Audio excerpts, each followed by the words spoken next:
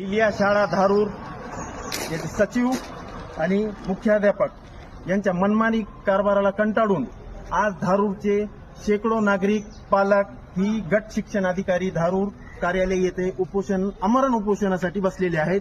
आज आपण जाणून घेऊ या उपोषण करणाऱ्यांच्या मागण्या काय काय आहेत.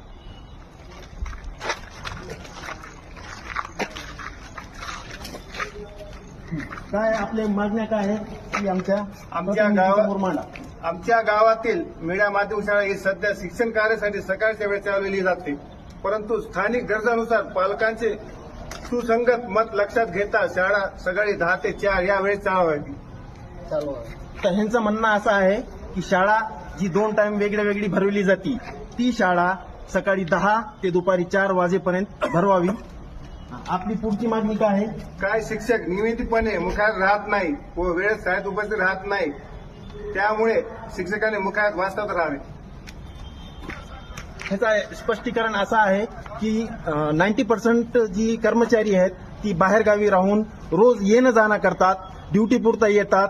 ड्युटी सुरू झाल्याच्या नंतर एखाद्या दिवशी त्यांना जर वाहन नाही भेटला तर त्यांना येण्यासाठी उशीर होत आहे. मुलांचा ह्याच्यामध्ये शैक्षणिक नुकसान होत आहे आणि त्यांना बस भेटायची नाही म्हणून शाळा सुटायच्या आधीच ही 10-15 मिनिट आधीच ही निघून जाते. तर ती त्यांनी इथं मुख्यालयास स्थायी व्हावा अशी यांची मागणी आहे. पुढची मागणी काय आहे सर आपली? शाळा समिती नेमणूक करावी. शासनाच्या धोरणानुसार प्रत्येक शाळेला एक समिती असती जी ह्या मिलिया शाळेला अजूनही नेमलेली नाही. तर ह्यांची मागणी अशी आहे की एक शालेय समिती यांनी नेमावी. आणि अजून काय आहे पुढची मागणी आपली? दर महिन्याला पालक मेळावा घ्यावा. पालक मेळावा ही अत्यंत गरजेचा बाब आहे, कारण आपण आपल्या लेकराला शाळेत पाठवितो, त्याची काय कमजोरी आहे, त्याला किती शिकवायले, त्याला काय येतंय काय नाही ही आपल्या लेकरांचा आपल्याला माहित पाहिजे ना. तर त्यांनी एक महिन्यात कमीत कमी एक पालक मेळावा शाळेवाल्यांनी घ्यावा अशी यांची मागणी आहे. तर प्रशासनाला आज आपल्याला बघायची गरज आहे की यांच्या आमरण उपोषणाला प्रशासन किती दखल घेऊन काय कारवाई करते हे आपल्याला बघायची आहे.